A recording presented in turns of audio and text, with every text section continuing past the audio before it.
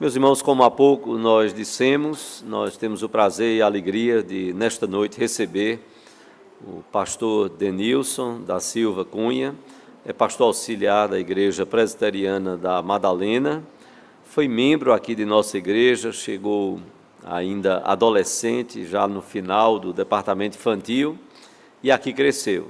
Deus o chamou para o ministério, ele foi para o Seminário Presbiteriano do Norte, aqui no Recife, fazer o seu curso de bacharel, como os irmãos sabem, acompanharam-no aqui como seminarista aqui na igreja, até então ser ordenado e poder então seguir o chamado do Senhor.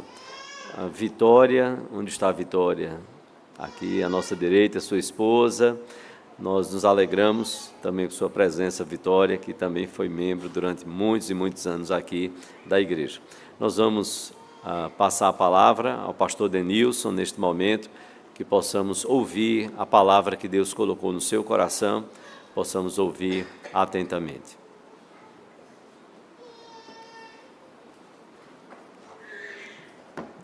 Graças e paz, igreja. Queria saudar os irmãos com as palavras de Paulo aos Tessalonicenses, quando ele diz: damos sempre graças a Deus por todos vós, mencionando-vos em nossas orações e sem cessar, recordando-nos diante do nosso Deus e Pai da operosidade da vossa fé, da abnegação do vosso amor e da firmeza da vossa esperança em nosso Senhor Jesus Cristo, reconhecendo, irmãos amados de Deus, a vossa eleição, porque o nosso Evangelho não chegou até vós tão somente em palavra, mas sobretudo em poder no Espírito Santo e em plena convicção, assim como sabeis ter sido o nosso procedimento entre vós e por amor de vós. Sempre um privilégio muito grande poder retornar aqui, pregar a palavra do Senhor, ver irmãos tão queridos, pessoas que posso chamar de irmãos, alguns posso chamar de tios, outros que posso chamar de pai e mãe, porque foi aqui onde eu conheci o Senhor Jesus Cristo, conheci muitos amigos que levo até hoje, vou levar para o resto da vida, conheci minha esposa, fui batizado, fui ordenado ao Sagrado Ministério, e é sempre bom estar com os irmãos. E queria convidar vocês nesse momento, a gente abrindo a carta agora, voltar umas páginas de Paulo aos Colossenses. Nós leremos o capítulo 4, a partir do versículo 7 até o versículo 18. Carta de Paulo aos Colossenses, capítulo 4, versículo 7 até o versículo 18. As crianças esperem um pouquinho, a gente vai ler o texto, tá? Depois vocês vêm aqui à frente, a gente ora. Vocês vão lá atrás também ouvir da palavra do Senhor.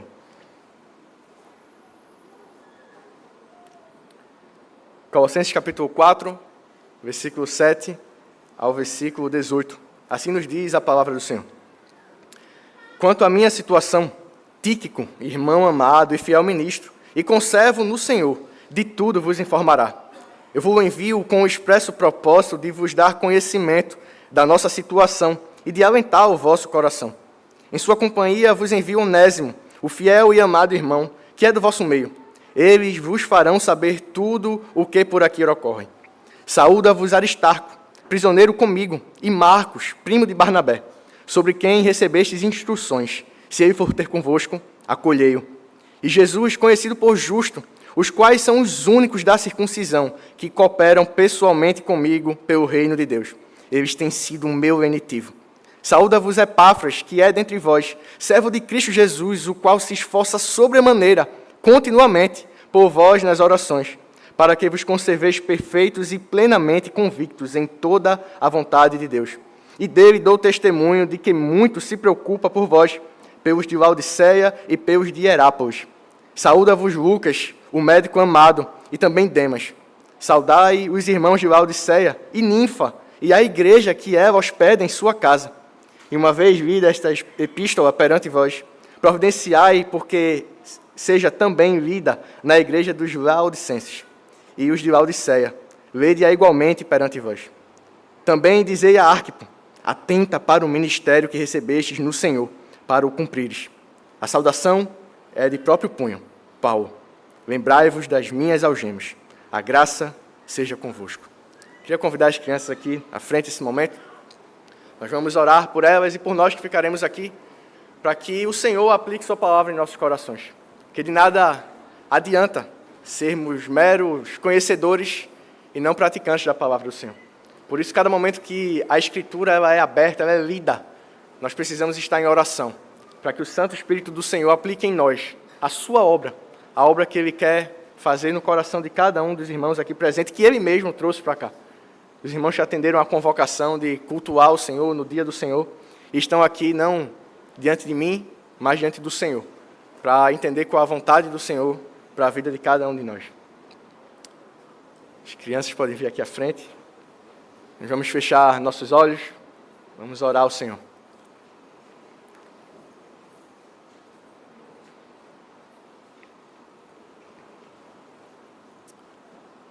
Senhor Deus e Pai, Deus Todo-Poderoso, nós te louvamos, Senhor, porque o Senhor é grande. Te louvamos porque o Senhor se revelou a nós. E que graça o Senhor ter nos resgatado, feito conosco uma aliança de amor. Que graça é poder te cultuar, Senhor. Muito obrigado por esse santo privilégio que o Senhor tem nos dado. Que o Senhor possa falar ao nosso coração essa noite. Que o Senhor possa aplicar a Tua palavra ao nosso coração. Cada pessoa aqui de diferentes contextos, sejam eles sociais, culturais, mas reunidos em Teu nome, Senhor. A Tua igreja, o Teu povo, o Teu time, a igreja que o Senhor escolheu, que o Senhor ama. Te pedimos, ó Pai, fala ao nosso coração. Apesar da nossa impureza, do nosso pecado, que a Tua santa palavra opere em nós. Cuida dessas crianças, Pai, que também vão ouvir da Tua palavra, junto com o departamento infantil. Usa cada professor e professora para que, através deles, a Tua palavra também seja pregada e produza fruto nesses corações. Que em tudo, Pai, seja o Teu povo edificado. É isso que nós te pedimos, Pai, no nome de Jesus Cristo. Amém, Senhor.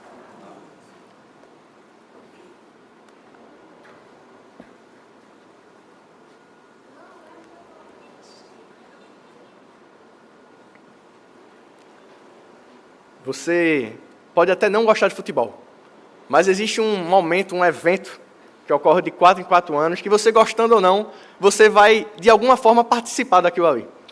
Porque você larga cedo do trabalho, as ruas ficam interditadas e todo mundo está parado para ver a Copa do Mundo. Todo mundo se veste de verde e amarelo, torcendo aí pelo Hexa do Brasil, que está demorando muito, mas um dia chega. Mas, por falar em seleções que se reúnem para disputar a Copa do Mundo de 4 em 4 anos, eu me lembro de uma seleção muito boa, uma seleção que foi campeã em 2002, Marcos, Lúcio, Edmilson, Roque Júnior, Cafu, Gilberto Silva, Kleberson, Ronaldinho, Roberto Carlos, Rivaldo e Ronaldo, ao comando de Filipão. Eu tinha só 6 anos, mas eu lembro um pouquinho dessa Copa, e era, sem sombra de dúvidas, um time extraordinário. Um time que, certamente, se fosse esse time escalado agora, as chances de levarmos o Hexa seriam um pouco maiores. Mas, no texto que nós vemos, Paulo não vai falar de uma mera seleção de futebol. É muito pouco.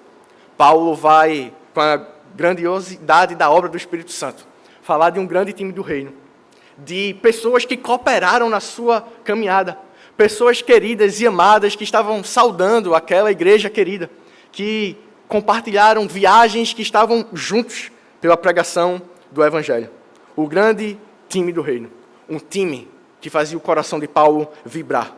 E essa foi uma das razões que motivou Paulo a escrever essa carta, para que a igreja não se apartasse do verdadeiro ensinamento da palavra do Senhor, do verdadeiro ensinamento que foi dado por Epáfras, o pastor, então, daquela igreja.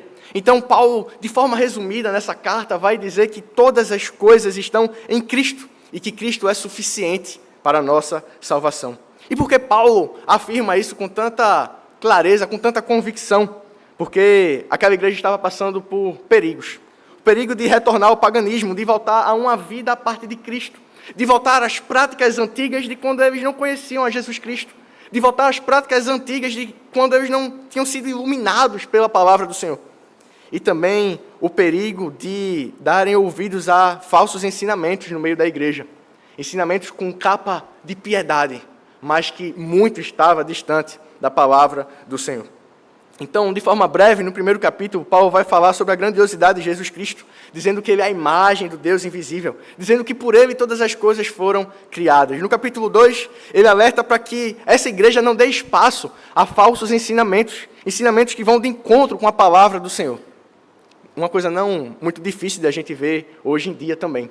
Um evangelho que é deturpado, que é pregado de uma forma totalmente equivocada, para massagear o nosso coração, o coração do pecador.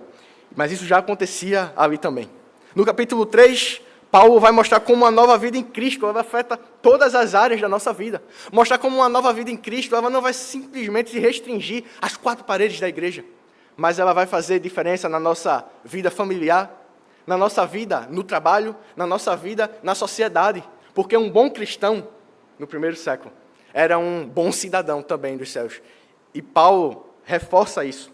E no capítulo 4 ele encerra mostrando esse grande time composto por outros que também não foram citados aqui, são citados em outras cartas, mas pessoas que cooperaram para a pregação do Evangelho.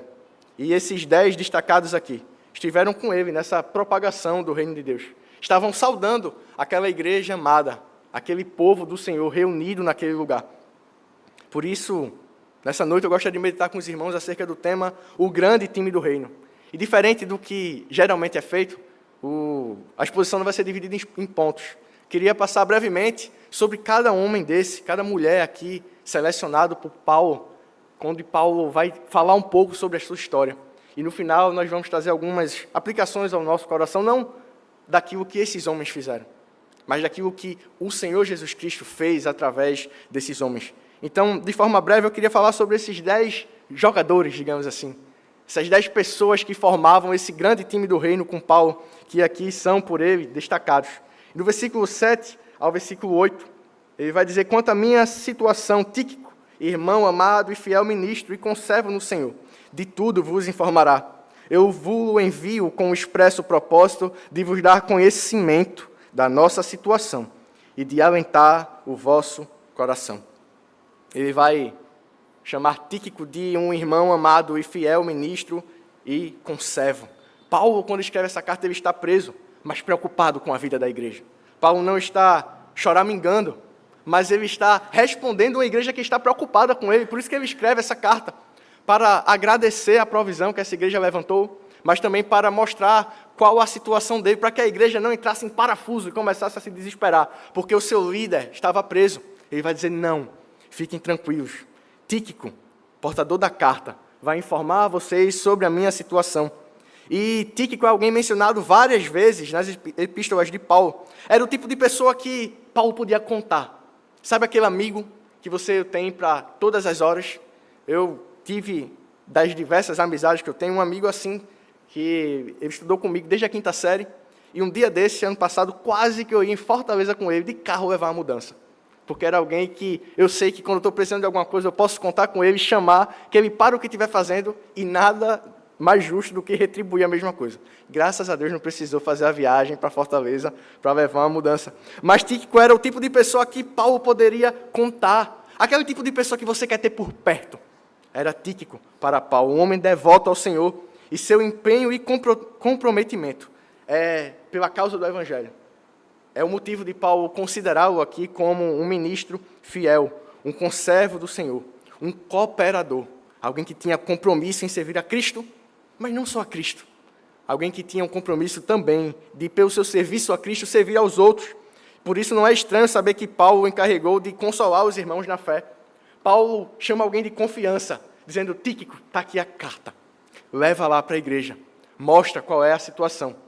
Porque era alguém que Paulo, de fato, poderia contar. Tíquico não é aquele servo dos outdoors.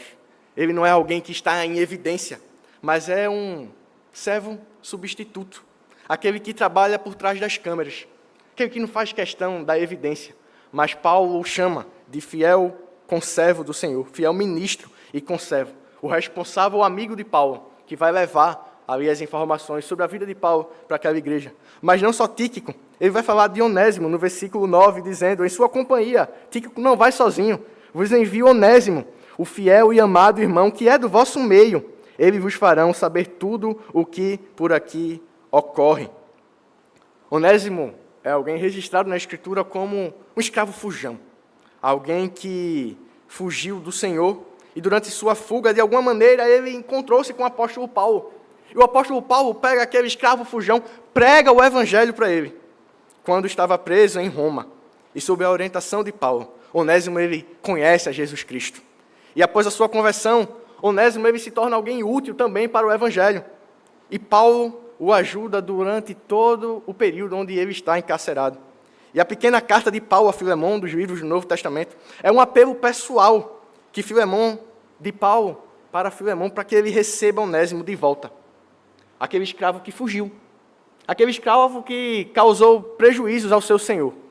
Paulo escreve essa carta para que ele não seja recebido como escravo fujão, mas como um amado irmão em Cristo.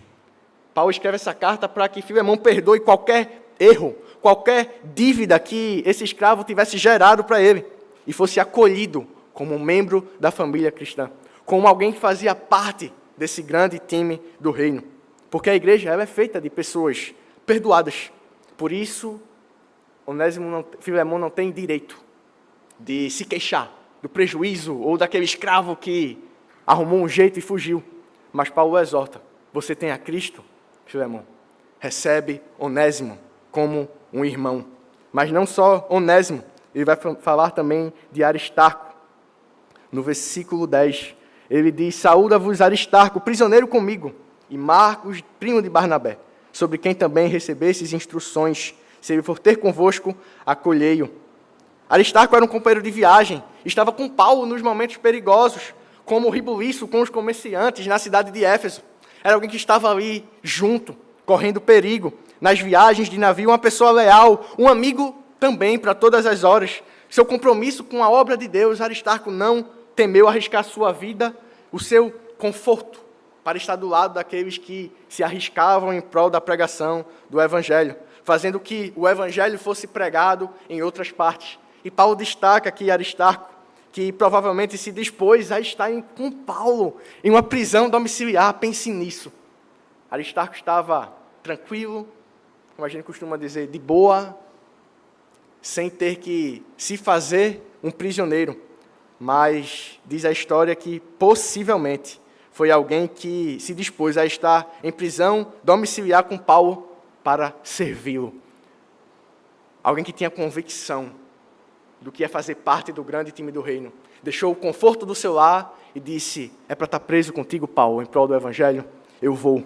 E Paulo destaca esse homem com essa história singular, onde todo mundo pode olhar e elogiar e dizer: nossa, Aristarco é o cara.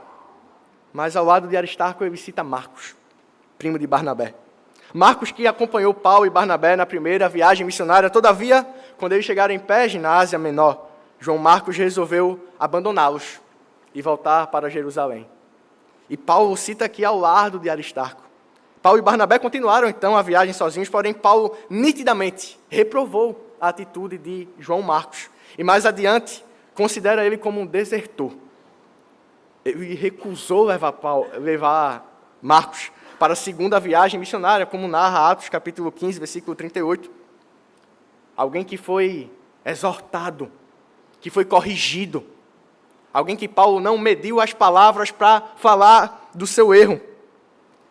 E Barnabé não estava disposto a abrir mão disso. E houve grande desavença entre eles. Então, Barnabé continua com Marcos e parte para Chipre, enquanto Paulo leva consigo Silas e dá procedimento à segunda viagem missionária. Mas aí, quando a gente pensa em como Deus soberano conduz as coisas, ele usa a covardia de Marcos para que, no futuro, duas frentes missionárias sejam levantadas. Não diminuindo o erro de João Marcos, a sua covardia naquele momento, mas o Senhor que controla todas as coisas, usa até o medo dos covardes para cumprir a sua vontade. E Paulo o cita aqui e encoraja e instrui a igreja a acolhê-lo. E Paulo, no final da sua vida, escrevendo a Timóteo, diz que traga Marcos, ele me é útil para o ministério. Alguém que Paulo exortou e corrigiu, porque ele precisava levar aquele puxão de orelha. No final da sua vida, Paulo reconhece a transformação, a mudança de vida. E alguém que era, ora, considerado inútil, Paulo vai dizer: traz ele, Timóteo. É alguém útil, alguém que falhou no passado, mas o que aconteceu no passado ficou no passado. Marcos é outro. Traga Marcos com você, Timóteo. Ele me é útil para o ministério. Mas ele também fala de Jesus, conhecido por justo, no versículo 11. Não Jesus Cristo, porque o nome Jesus era um nome comum naquele contexto. Mas esse homem, que não é dito muito na Escritura sobre ele, é citado apenas nessa passagem. O fato é que Paulo cita Jesus, o justo, aqui, numa lista de 3 judeus. Jesus, conhecido por justo, e os outros irmãos que são o suporte para Paulo.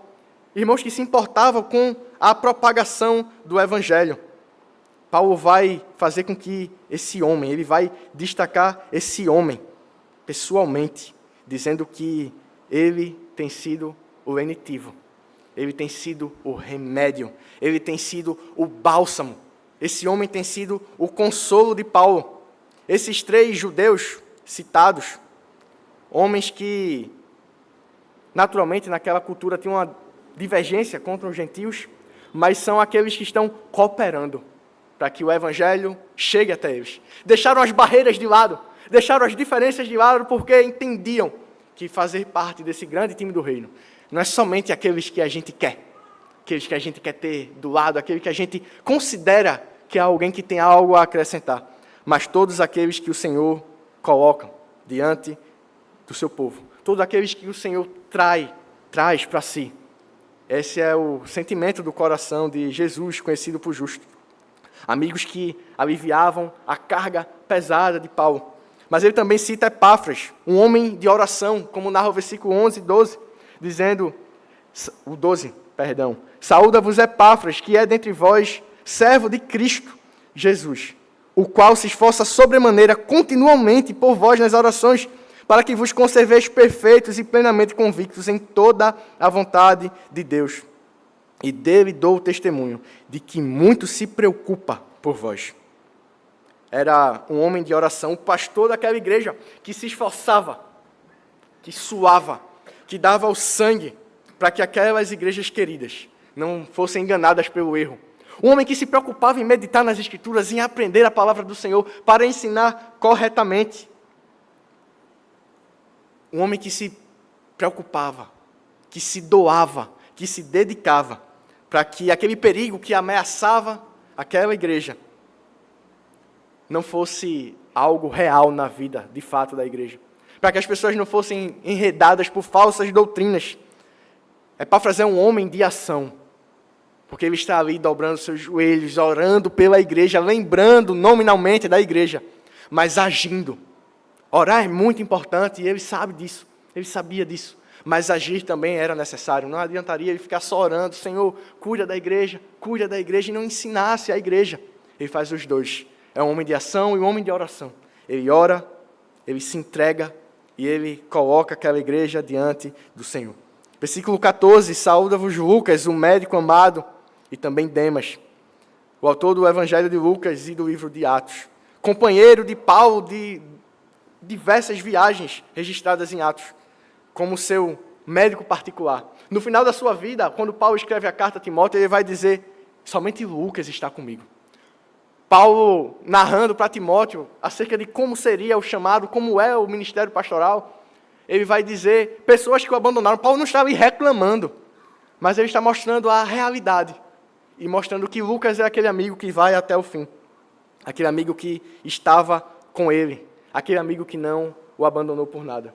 Mas no mesmo pacote desse versículo, ele cita Demas. Sim, Demas. Alguém que foi um colaborador no Evangelho, um dos assistentes de Paulo no ministério, que desejava enviar saudações àquela igreja. Paulo não sabe ainda o futuro desse homem. Ele não sabe ainda que Demas vai o abandonar, como ele narrou na sua última carta, dizendo que Demas, amando o presente século, o abandonou. Mas quando Paulo escreve essa carta aqui, Demas era alguém que se importava com a causa do Evangelho, alguém que estava ali também ao lado de Paulo, alguém que jogou um pouquinho ali nesse grande time do reino, mas sem de fato pertencer e perseverar até o fim. E como Paulo diz em 2 Timóteo 4:10, essa trágica declaração, é a declaração final sobre Demas, alguém que amando o presente século, o abandonou. Infelizmente, a gente tem Demas jogando no nosso time algumas vezes, faz parte. É muito triste a gente ver pessoas que ora estavam com a gente, caminhando, jogando junto, pregando o Evangelho, e em um momento da sua vida se afastaram, se desviaram, porque nunca de fato foram do Senhor. Mas não sou eu, nem é você, que diz quem de fato tem o Espírito Santo de Deus no coração. As obras dão a entender um pouco, mas a gente não pode ter essa convicção e não tente tomar o lugar do Espírito Santo. Fulaninho é salvo, fulaninho não é. Não foi isso que Paulo fez aqui. Enquanto Paulo estava com Demas, era alguém que estava colaborando, que estava botando a mão na massa. Mas, infelizmente, foi alguém que abandonou, porque não fazia parte, de fato, desse grande time. Paulo continua no versículo 17. Também dizei a Arquipo, atenta para o ministério que recebeste no Senhor, para o cumprir. Arquipo vai ser narrado aqui como alguém desencorajado. Esse homem, esse jovem, tinha um ministério dado por Deus. Talvez ele estivesse sendo negligente, com medo por causa da perseguição, desencorajado por causa dos problemas.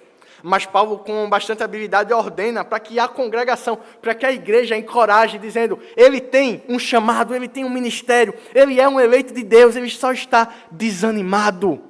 Encoraje-o, igreja. Não é botar ele para fora. Não é dizer que ele não serve para nada. Não é dizer que ele está com o corpo mole. Não é apontar o dedo. Mas é encoraje-o. Ele tem um chamado. Prossigam a tarefa que ele tinha que cumprir aqui. Não por causa de Paulo, mas porque ele tinha um ministério que, como Paulo vai dizer que ele recebeu do Senhor para o cumprir. Mas Paulo não está mandando a igreja descartar esse jogador lesionado do time. Ele está dizendo, vai lá, cuida dele, encoraja-o, mostra, faz ele ver a grandeza que é jogar nesse time, para que ele volte a ter alegria, para que ele volte a cooperar. E Paulo finaliza no versículo 18, dizendo que a saudação é de próprio punho. Paulo, lembrai-vos das minhas algemas, a graça seja convosco. Lembrem-se das minhas algemas, é um sinal de grandeza de Paulo, de não se considerar alguém superior.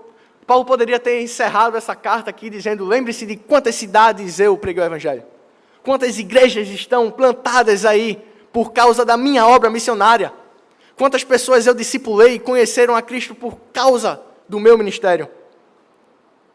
Paulo vai, e é muito curioso isso, chamar a igreja a lembrar de suas algemas, lembrar do Paulo, não o pregador itinerante, o Paulo das viagens missionárias, o Paulo das cartas, mas o Paulo preso. E Paulo, quando escreve a Timóteo, convido você a abrir no finalzinho da carta de Paulo a Timóteo, a partir do versículo 9, quando Paulo chama a igreja a lembrar de suas algemas. Também aqui, quando Paulo vai rogar a graça de Deus por esse time, mas Paulo convicto e ciente daquilo que estava por vir, daquilo que estava para acontecer. As últimas palavras desse apóstolo querido, esse apóstolo escolhido pelo Senhor, a partir do versículo 9, quando ele diz a Timóteo, 2 Timóteo capítulo 4, versículo 2, procura ter comigo depressa, porque Demas, tendo amado o presente século, me abandonou, e se foi para a Tessalônica. Crescente foi para a Galácia, Tito para a Dalmácia. Somente Lucas está comigo. Toma contigo Marcos e traze-o, pois ele me é útil para o ministério. Quanto a Tíquico, mandei-o até Éfeso. Quando vieres, traze a capa que deixei em Troade, em casa de Carpo, bem como os livros, especialmente os pergaminhos. Alexandre, o latoeiro, causou-me muitos males. O Senhor lhe dará a paga segundo as suas obras. Tu, guarda-te também dele, porque resistiu fortemente às nossas palavras. Na minha primeira defesa, ninguém foi a meu favor. Antes, todos me abandonaram. Que isso não lhe seja posto em conta. Paulo não parou aqui. Paulo não está reclamando da sua vida de dedicação a esse grande time. Paulo não está questionando o cuidado do Senhor e reclamando porque agora não tem mais ninguém com ele. Ele está narrando a realidade para Timóteo. Mas ele não para por aqui. Ele continua no versículo 17 dizendo: mas o Senhor me assistiu e me revestiu de forças para que por meu intermédio a pregação fosse plenamente cumprida e todos os gentios a ouvissem, e fui libertado da boca do leão. O Senhor me livrará também de toda obra maligna e me levará salvo para o seu reino celestial. A Ele glória pelos séculos dos séculos. Amém. O Paulo das algemas, chama essa igreja, esse grande time, para olhar para Cristo. Por isso que não é primeiramente para essas pessoas que nós devemos olhar, porque não é primeiramente sobre a vida dessas pessoas que Paulo aqui quer registrar. Paulo vai trazer e elencar essas pessoas que formam esse grande time do reino, esse time que cooperou para a pregação do Evangelho, mas por causa de Cristo. Esses homens, essas mulheres, fizeram isso por causa de Cristo. Por falar em mulher, faltou uma na exposição, que ele fala de Ninfa. Ninfa é uma viúva, provavelmente uma viúva, que colocou a sua casa à disposição. E não era algo simples, não. Colocar a casa à disposição naquele contexto era poder ser morta também. E ele também fala dessa mulher que hospeda uma igreja em sua casa. Mas essa mulher, como também esses outros homens, foram pessoas que fizeram isso, que se dedicaram, que estão narradas aqui, têm sua história registrada na Escritura. Não por eles, não por suas habilidades, não porque Paulo tinha privilégios por eles. Não. São citadas porque são pessoas transformadas e alcançadas pela graça para testemunharem das boas novas do Evangelho. E é da mesma forma, nós podemos olhar para esse texto, onde fala um monte de nome de gente estranho, que fala sobre as características dessas pessoas, mas é a palavra do Senhor e tem certamente aplicações ao nosso coração, para a nossa vida como igreja, para a nossa vida como um time do reino. Porque Paulo, quando vai narrar aqui essa igreja, essa primeira aplicação que eu gostaria de trazer ao meu e seu coração essa noite, a igreja é um time que precisa jogar junto. E é isso que Paulo passa para a gente quando ele narra. Pessoas tão diferentes, culturas diferentes, ideias diferentes, posicionamentos diferentes, raças diferentes, mas que formam um time que precisa jogar junto. Por isso o foco de nós hoje como igreja, como povo do Senhor, é focar em Cristo.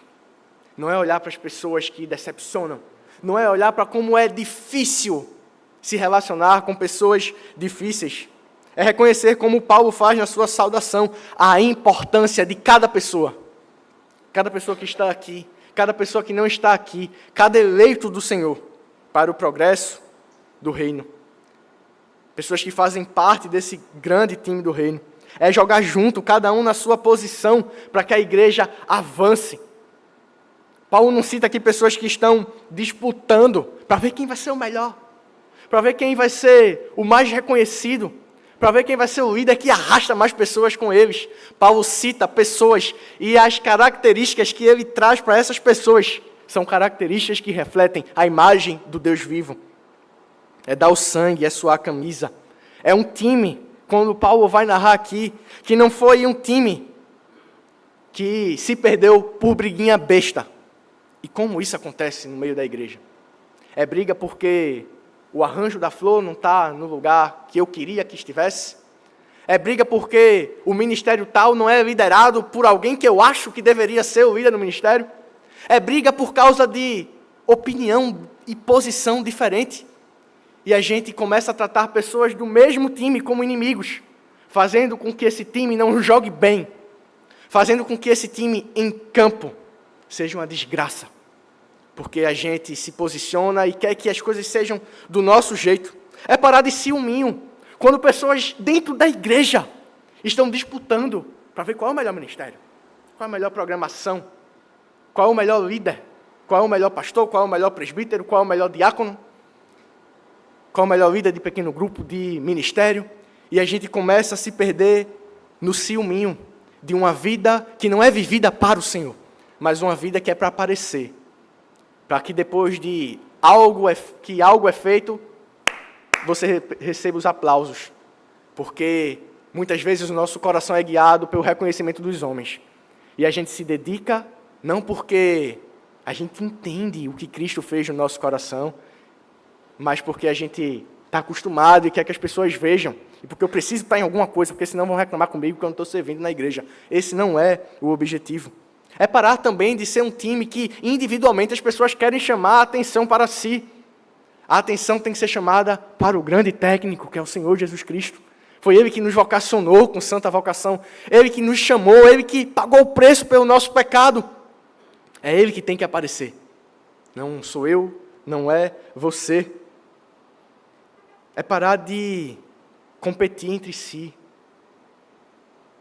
Porque o reino dividido, facilmente ele é abalado. Um time desunido, que se desespera, que quer jogar individualmente, não vai muito longe. E não é isso que o Senhor deseja para a sua igreja. A igreja é um time que precisa jogar junto, cada um na sua posição, cada um no seu lugar. Não somos adversários. Pessoas dentro da igreja não podem ser adversárias. Igrejas não podem ser adversárias. Estamos aqui vivendo e servindo ao Senhor, que vocaciona pessoas, que chama pessoas, para que a igreja seja um time que jogue junto. Mas também, uma segunda aplicação ao meu e seu coração, é que a igreja é um time diversificado, sim, mas um time harmônico. A igreja é um lugar de lágrimas, de labutas, de sofrer as consequências dos nossos pecados. Um lugar também de frustrações. Tem muita gente complicada na igreja. Sei que eu não estou falando invenção. Tem muita gente difícil de lidar. Tem muita gente que, por causa do pecado oculto no seu coração, destrói a igreja. Mina os relacionamentos. Que não coopera para esse crescimento. Mas se alguém alcançado pelo Senhor, precisa ser corrigido para jogar nesse time. A igreja tem gente com um passado vergonhoso, como Onésimo e Marcos, um escravo fujão e alguém que, como a gente fala na linguagem nordestina, arregou. Alguém que correu diante do perigo. A igreja tem gente assim, com um passado vergonhoso. A igreja tem pessoas que olham para as suas escolhas no passado e se arrependem. Pessoas que se envergonham, sim, mas que, transformados pela graça do Senhor, fazem parte desse time e não deve ser escanteado por ninguém. A igreja tem gente desmotivada, feito Arquipo. Gente que se dedica, mas que se frustra diante de como algumas coisas funcionam, porque tem uma posição e as coisas são diferentes e acha que a sua posição é a melhor, talvez até seja, mas não é o momento de acontecer. Igreja tem gente desmotivada, como Arquipo, precisando que você chegue e chame e diz, bora servir ao Senhor, vamos junto, para de olhar para o lado, para de olhar para as pessoas, para de deixar que a frustração tome conta do seu coração e afaste você de servir ao Deus vivo. Igreja tem gente que precisa ser encorajada. Igreja tem gente que está jogando agora, mas que vai abandonar o time, como Demas.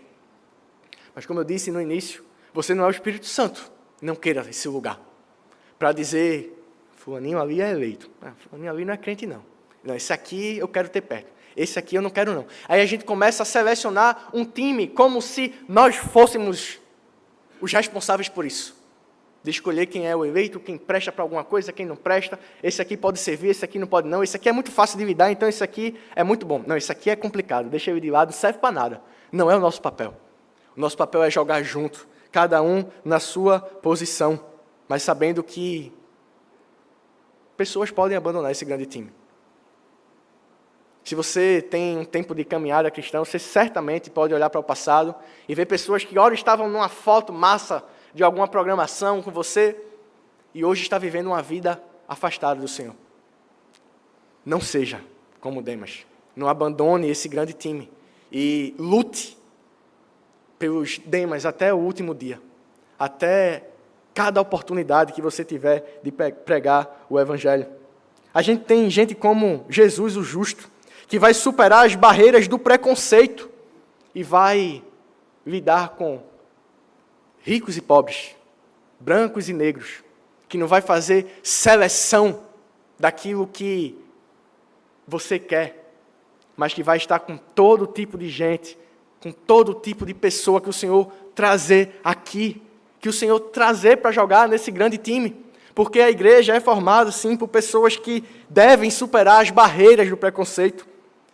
A igreja tem gente como Epáfras, dedicado, empenhado em cuidar da igreja em oração.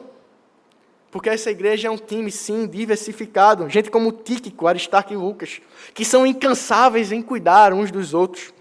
Gente como Ninfa, que cede sua casa, seus bens, seu tempo em prol da pregação do Evangelho, com o objetivo de glorificar o nome do Senhor.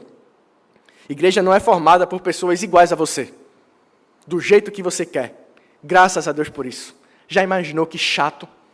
Uma igreja só com você, só com pessoas da sua forma de pensar, do seu jeito de agir, que gosta das mesmas coisas que você. Que coisa chata. Mas a gente quer construir uma igreja desse jeito, com pessoas que pensem igualzinho, que topem tudo que a gente acha que é o certo e o correto, porque a gente não tem a maturidade, muitas vezes, de lidar com o contraditório, de ouvir uma opinião contrária, de ter uma vontade que não é satisfeita, porque a maioria pensou de outra forma. A igreja é um time diverso, sim. Pessoas que vão ter posicionamentos políticos diferentes, vão torcer por times diferentes, vão ter realidades socioeconômicas, culturais diferentes. Uma igreja diversa, mas uma igreja unida, mas uma igreja harmônica. E, por último, uma terceira e última aplicação. O grande time do reino, ele é comandado pelo Senhor. Ele não é comandado por mim. Ele não é comandado por você. E Deus gosta de chamar gente que não presta. Deus gosta de chamar porcaria, feito eu e feito você, para fazer parte desse time. Para que a gente não se ache. Para que a gente não pense que é alguma coisa por causa dos anos, por causa dos cargos. Igreja é um time comandado pelo Senhor, e o Senhor, desde o início da história, chama gente que não presta para fazer parte desse grande time. Ele chamou o trapaceiro Jacó, chamou o Sansão, mulherengo, o Pedro, medroso, chamou o Davi, adúltero, chamou o Noé, bêbado, chamou o Moisés, cheio de desculpas, chamou, como vimos na exposição, o Marcos, medroso. Ele chamou a mim, ele chamou a você, com os nossos pecados. Não para que a gente permaneça no pecado, porque esses homens têm uma marca de arrependimento. Mas o passado não é para ser esfregado na cara. Porque você pode fazer esse jogador começar a jogar mal, por causa de um passado que você está querendo resgatar, que não tem nada de você trazer em evidência. Nós não somos o técnico desse grande time.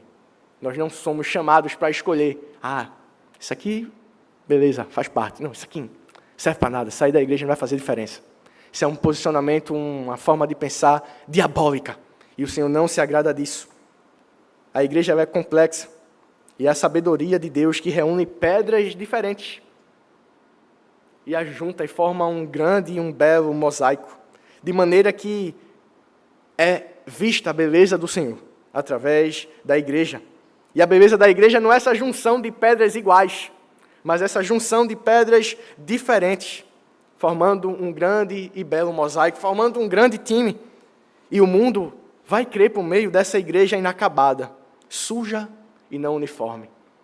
Porque o Senhor diz que a igreja é para que o mundo creia que o Pai o enviou.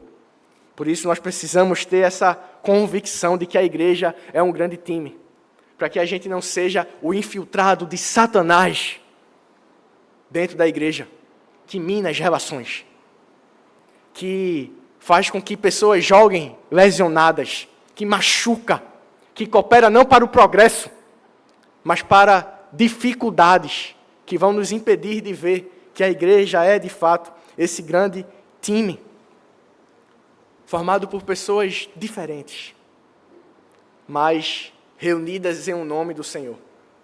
Por isso, a palavra do Senhor, ela nos convoca a termos zelo por esse time.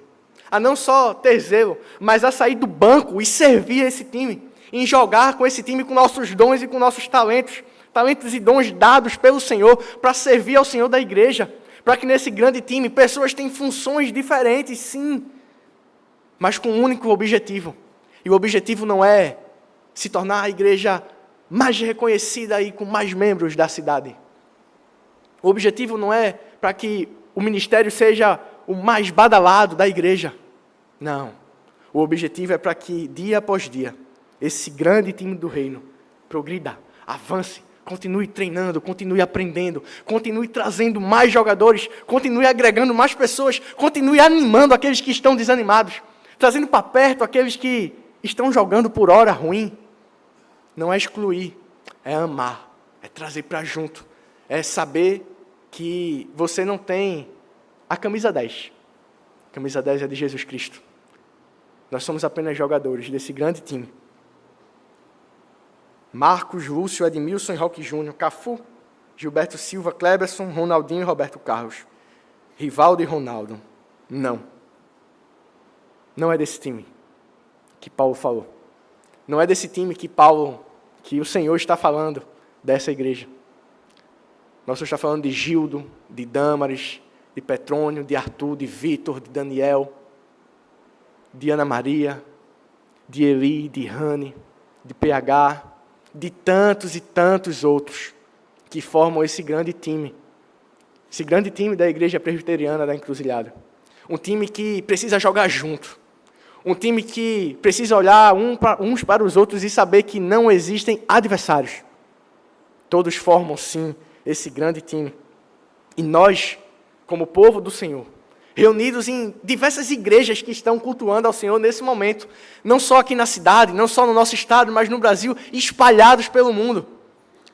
Todos esses eleitos de Deus que atendem esse chamado, essa santa convocação de viverem a igreja, de cultuarem ao Senhor, compõem esse grande time do reino, não porque somos bons, não por nossas habilidades, não por nada que venha em nós, mas por causa da habilidade, mas por causa da salvação que o grande técnico, que o Senhor Jesus Cristo nos deu, nos chamando para esse time com santa vocação e nos dando o privilégio de jogar nesse time, de viver esse time, de ensinar pessoas a jogar nesse time, até o dia que o Senhor venha, até o dia que o Senhor vai levar esse grande time a salvo para o seu reino.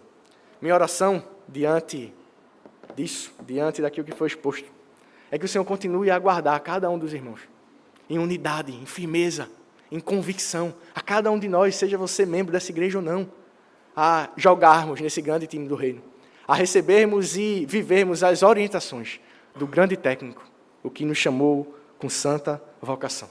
Que o Senhor aplique, pois, sua palavra aos nossos corações.